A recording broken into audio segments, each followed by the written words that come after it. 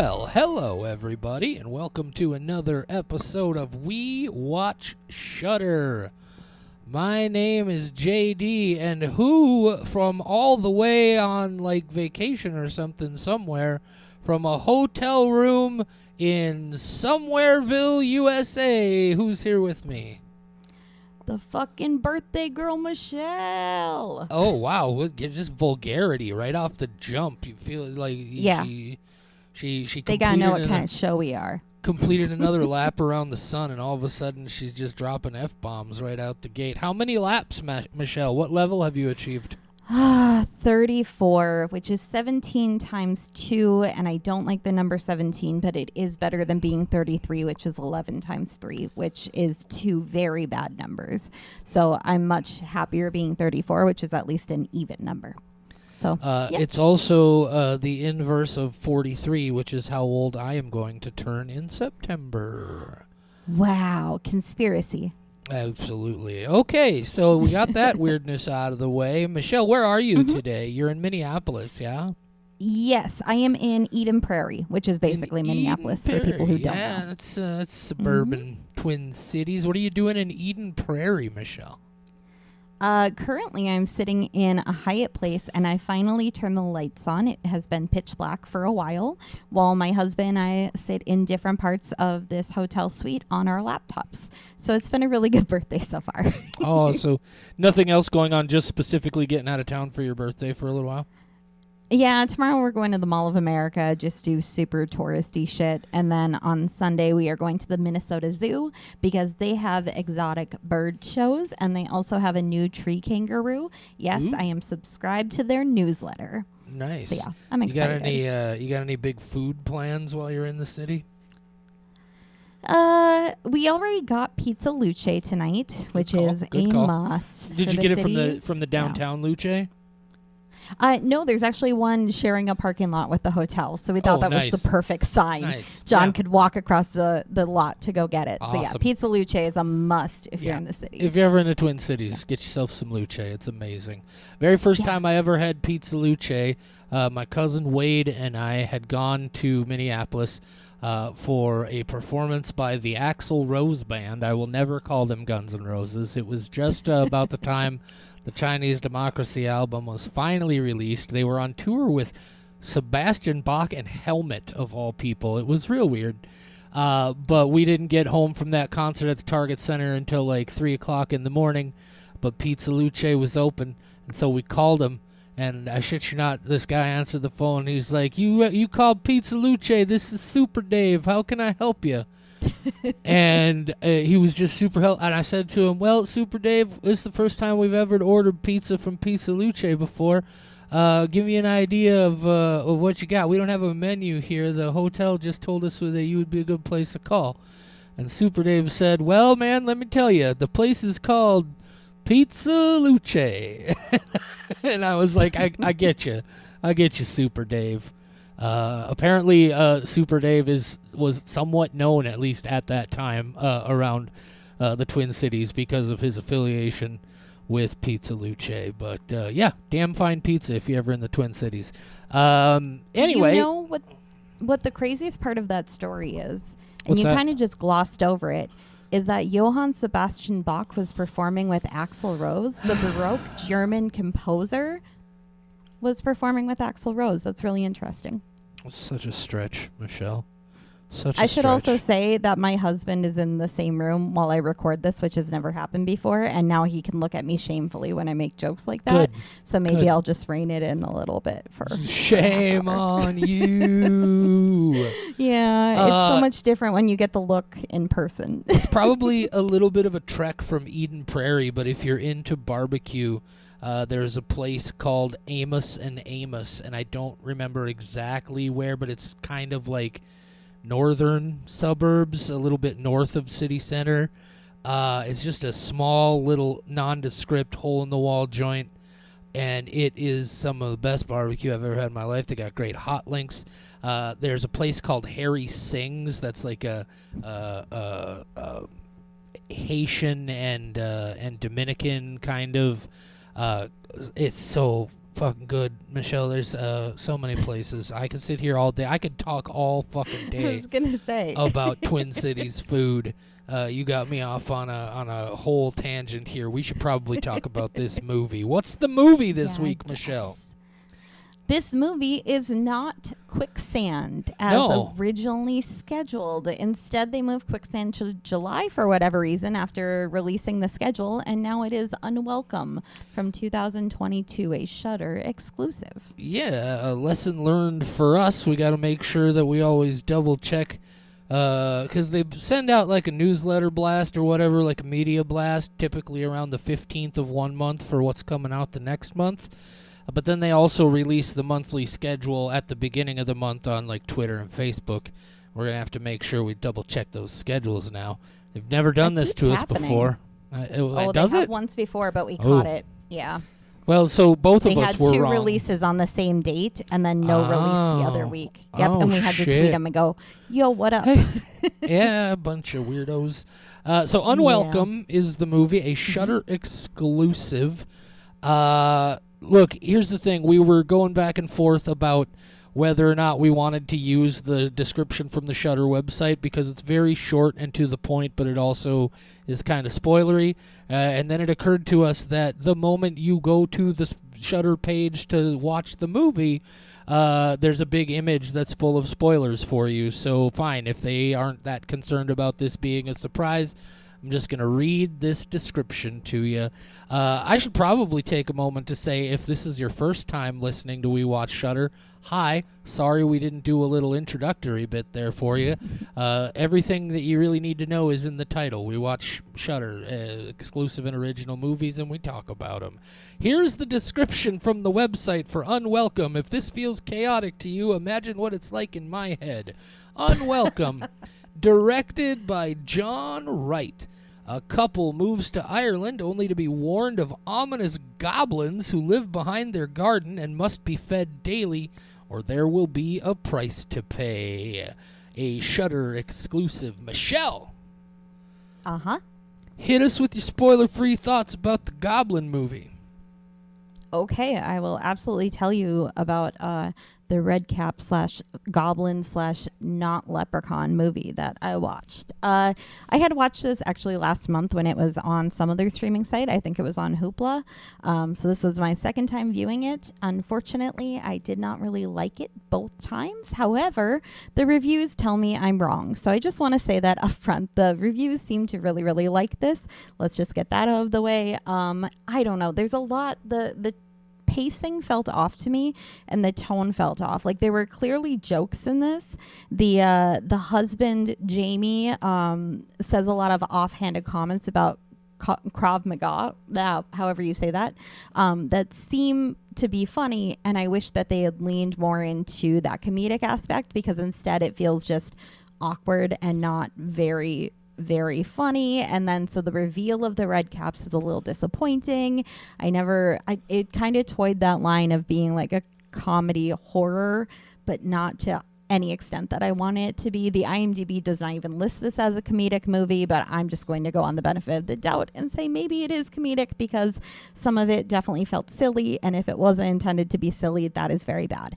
I do also want to say that there's a lot of people in this who I like, including Hannah John Common, who is in one of my favorite episodes of Black Mirror called Playtest, which I just rewatched all of Black Mirror.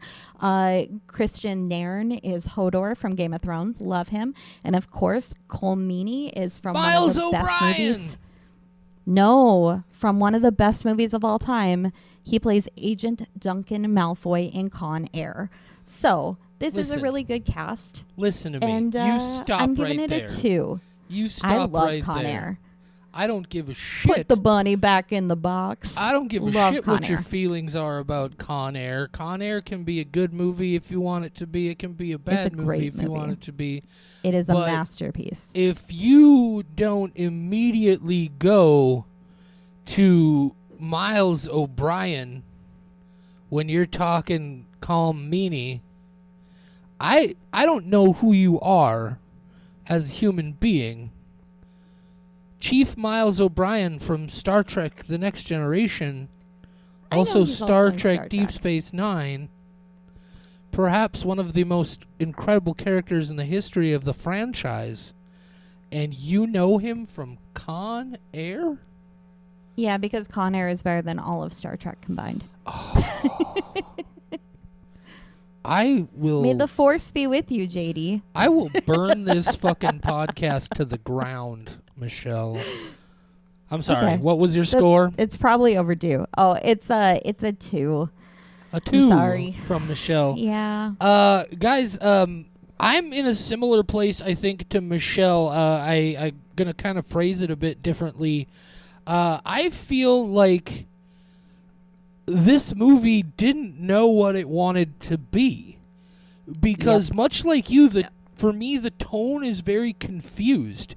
I have to believe that this was intended to be a silly, fun romp of a creature feature horror movie, with especially the when we really get into the meat of the goblins, the Fardarig in the end there, in the last 30 minutes or whatever. It's just so over the top and silly, and but leading up to that, there are so many moments where it feels like they are going for some like some legitimately tense, kind of thought-provoking, almost like thesis horror or whatever, if you want to call it that. Like the whole bit about them being assaulted in their home. Well, we'll get into that in the spoiler section. Yep. Yeah, in the spoiler section. That happens immediately. So there are moments where I was so certain this was building to something more serious, and with something with a little bit more depth, to the point that like I was like, there's no way this is actually going to become a creature feature, right? And then it did. So like I don't know if they legitimately thought that first chunk of the movie was somehow funnier than it was, or if they legitimately thought that the last part of the movie was not as silly and absurd as it was.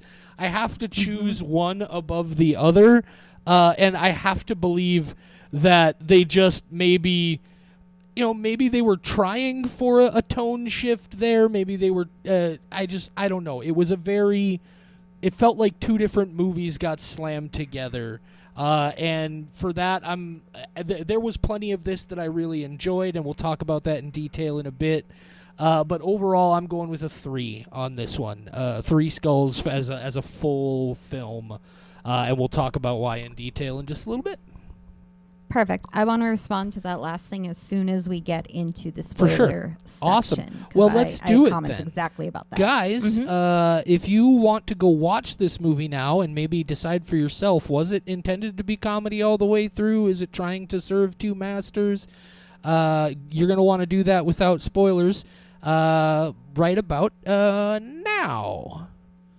Okay, they either they came back or they didn't. Michelle, let's get right into it. Respond with the response you wanted to respond with. Yes. Actually, I should probably summarize the movie really quick for people who have not seen it.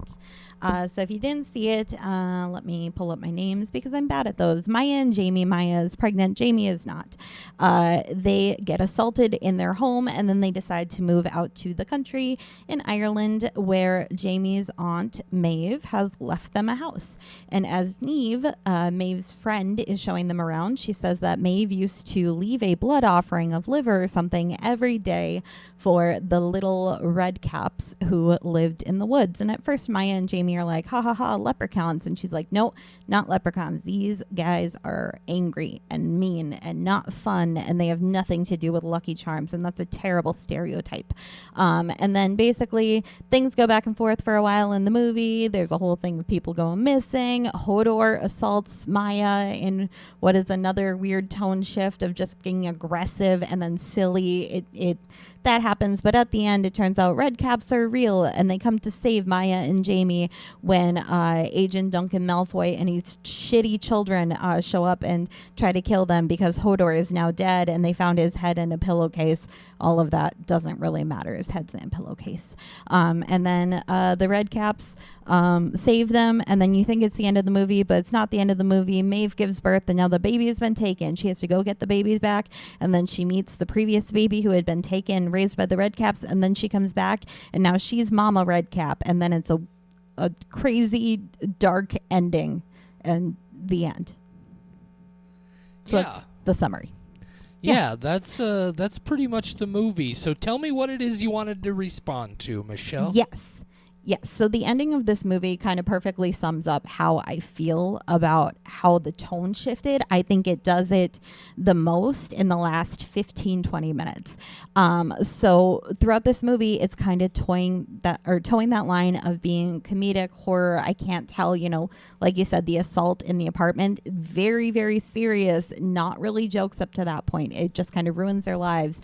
But then they move to Ireland and it's very oversaturated and kind of funny the way people are talking to them. So it does that throughout the movie. But then near the end, when the Whelans show up and then the Redcaps show up, it gets very violent just with the fighting in general. When the daughter, by the way, Jamie Lee O'Donnell, who played the daughter, is actually one of my favorite parts in this. She was a very, very good actress, just being like a weird lady. I really enjoyed her sucking her teeth and saying she can spot a liar and then sniffing a whole bunch. I really enjoyed her.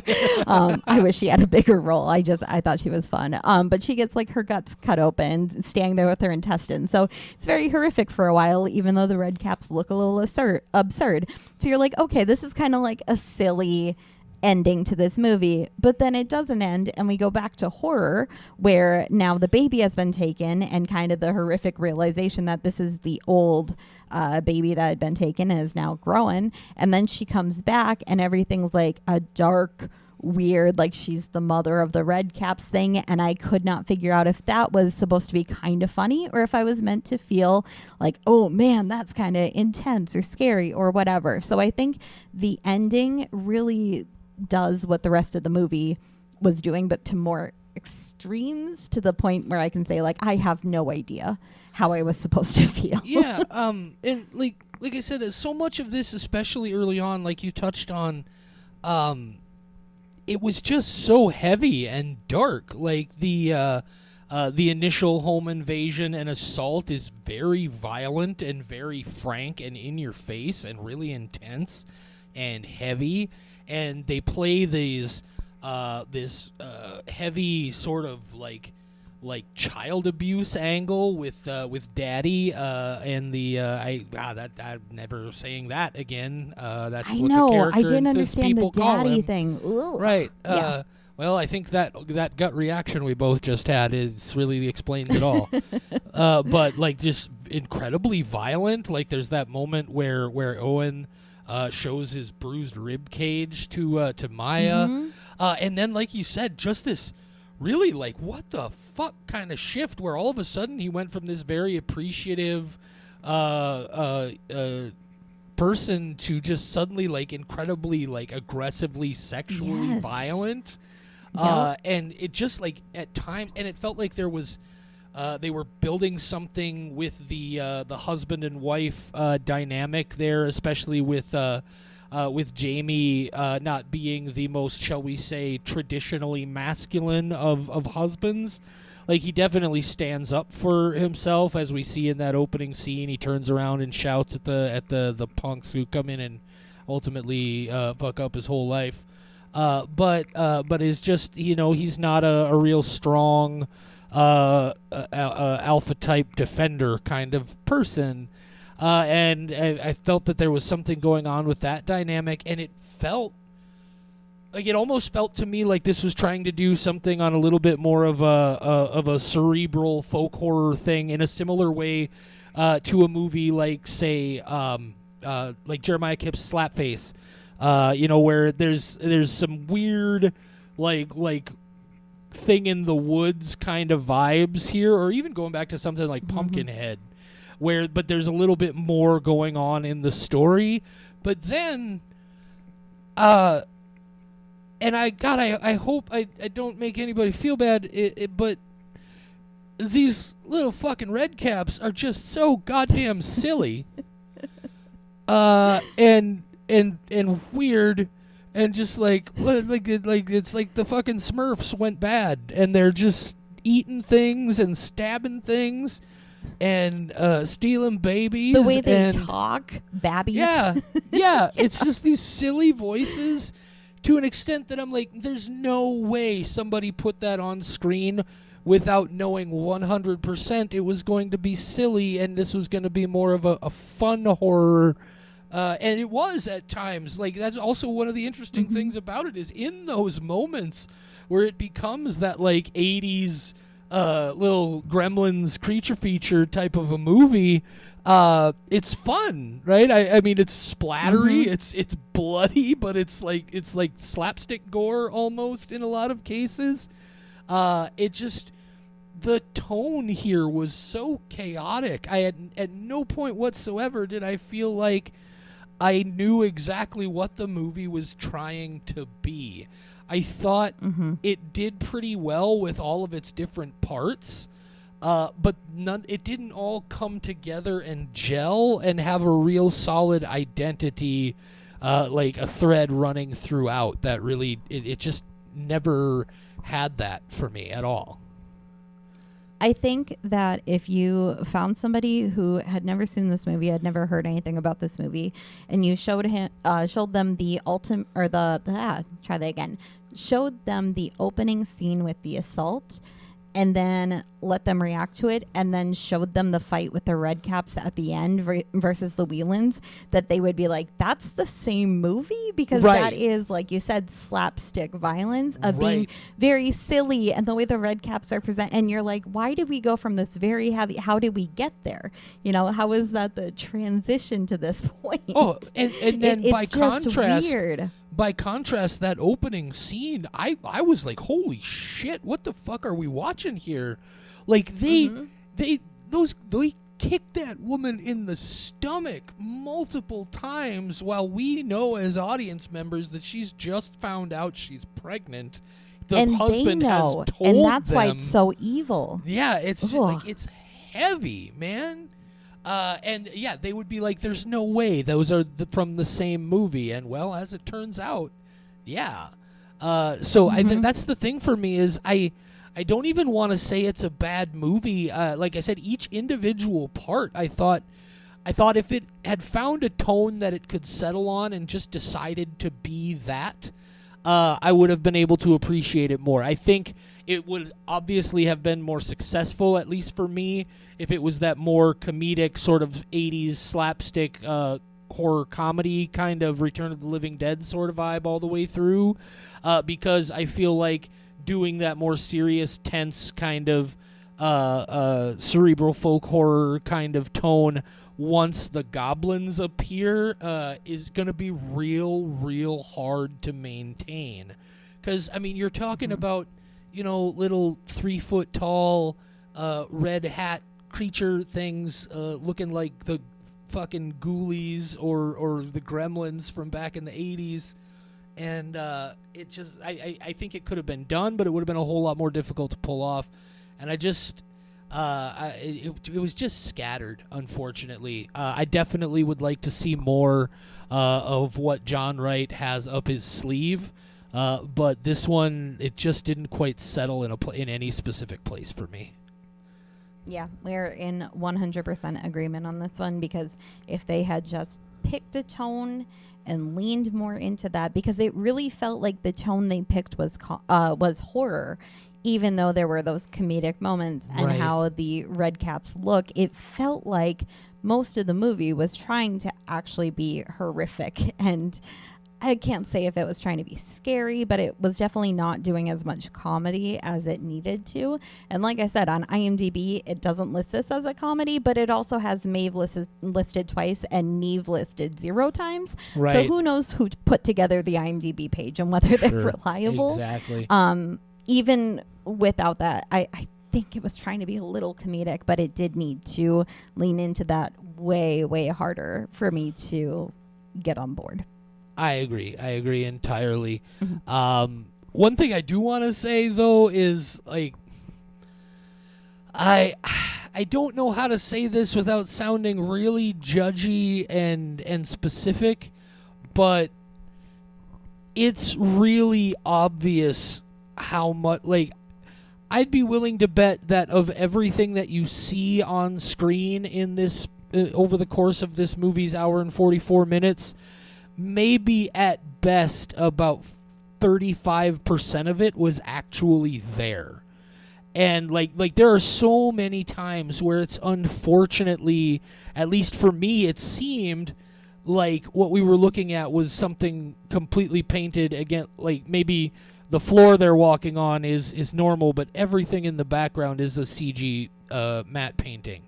Like, did you catch that in a lot of this? So much of this just immediately felt artificial and looked like we were looking at somebody standing in front of a green screen. And I don't have a problem with that technique. I know that technique is used by a lot of, but it has to be seamless, right?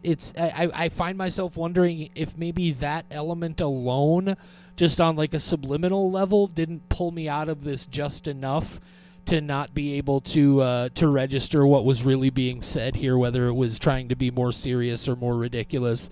But it was like, but it almost again feels like maybe that was intentional. I don't know, because there are some points where it really does kind of feel like they almost did it because they wanted that ethereal sort of otherworldly vibe.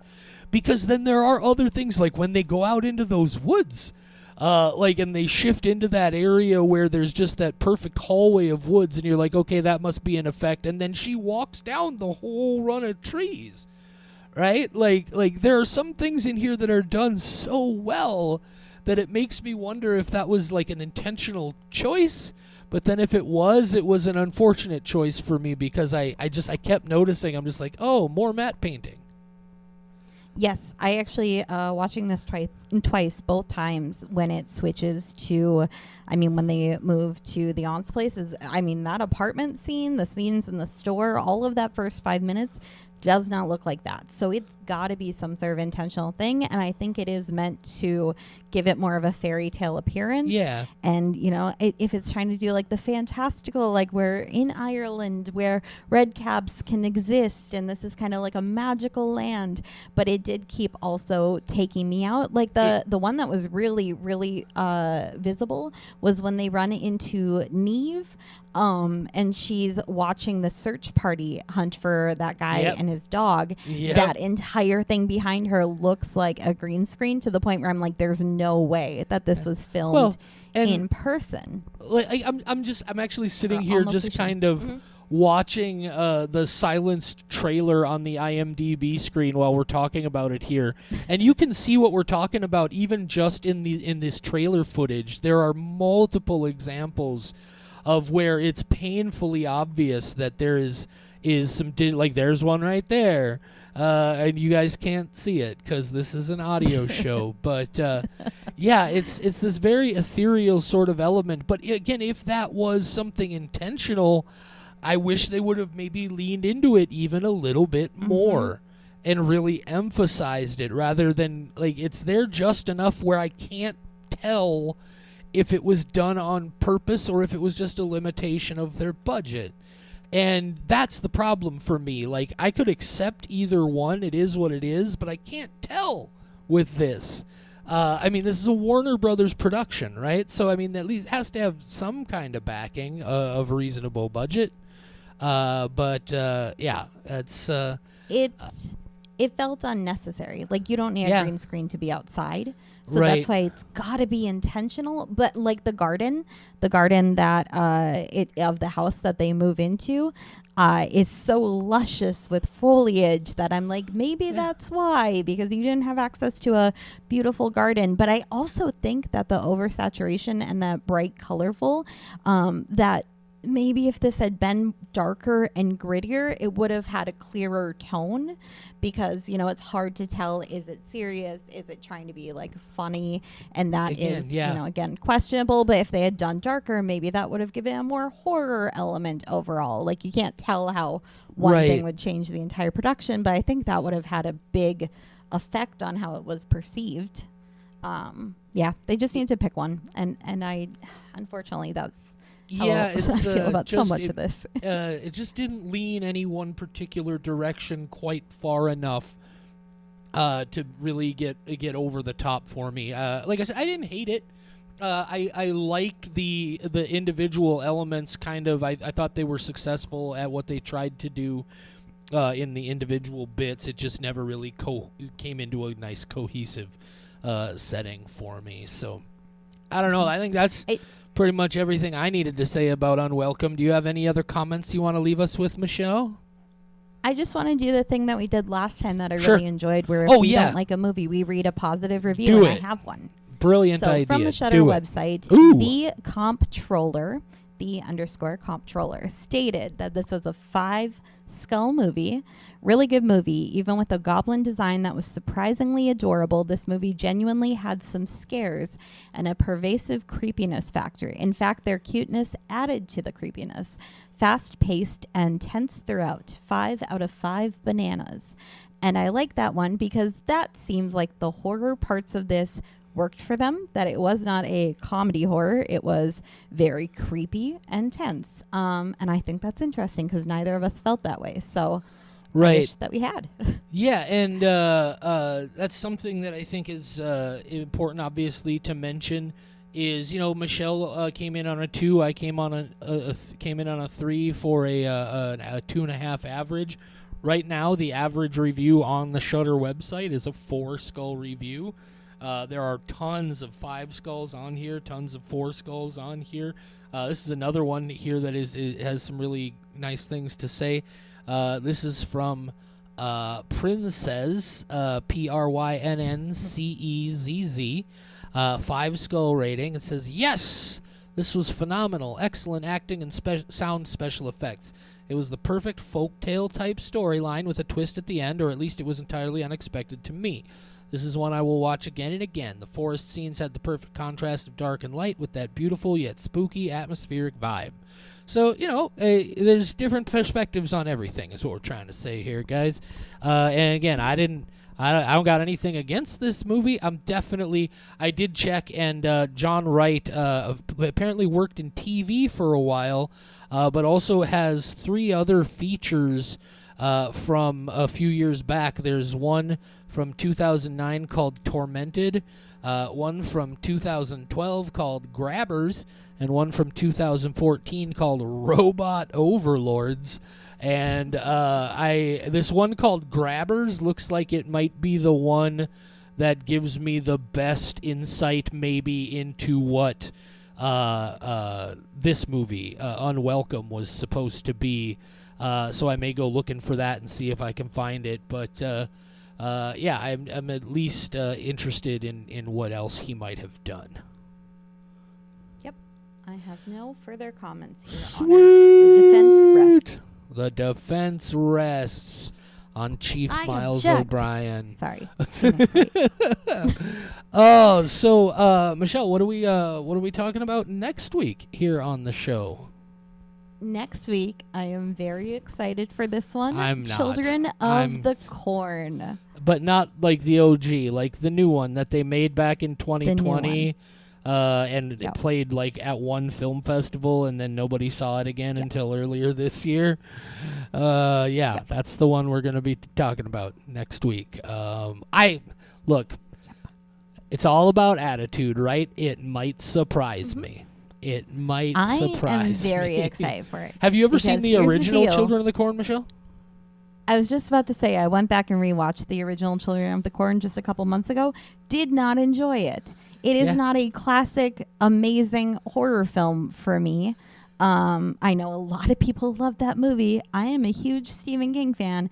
Did not like Children of the Corn. So when everybody's like, oh man, they ruined the original, I'm like, I did not like the original. Can we go up? Although I have seen several of the sequels and things, and they are garbage. I've only seen the original one time, and it's been a while, so I do plan to go back and watch that again before I sit down to watch the new one.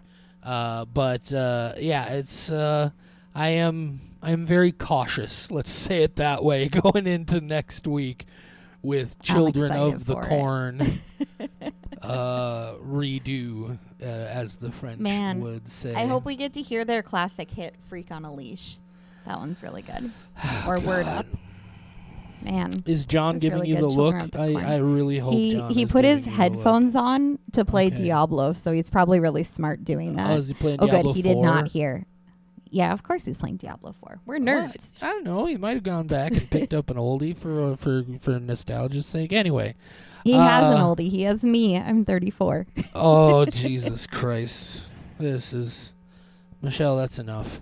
Hey, guys, you should get in touch with us if you want to communicate. We would love to hear from you wherever you are and however you feel about the show. We're on social media. Unless you hate us. Don't. I'm sensitive. Yeah, it's my birthday. Don't be a dick, right? If you don't like the show, that's cool, whatever. Just, don't be a dick about it. That's what we're trying to do more and more all the time. Anyway, Facebook, Twitter, Instagram, TikTok, at WeWatchShudder. On all of those. We have a website. It's WeWatchShudder.com. We have an email address that's mail@wewatchshudder.com. Just recently was looking in my email and had to send an apology email to Leo. What up, Leo? I hope you're listening.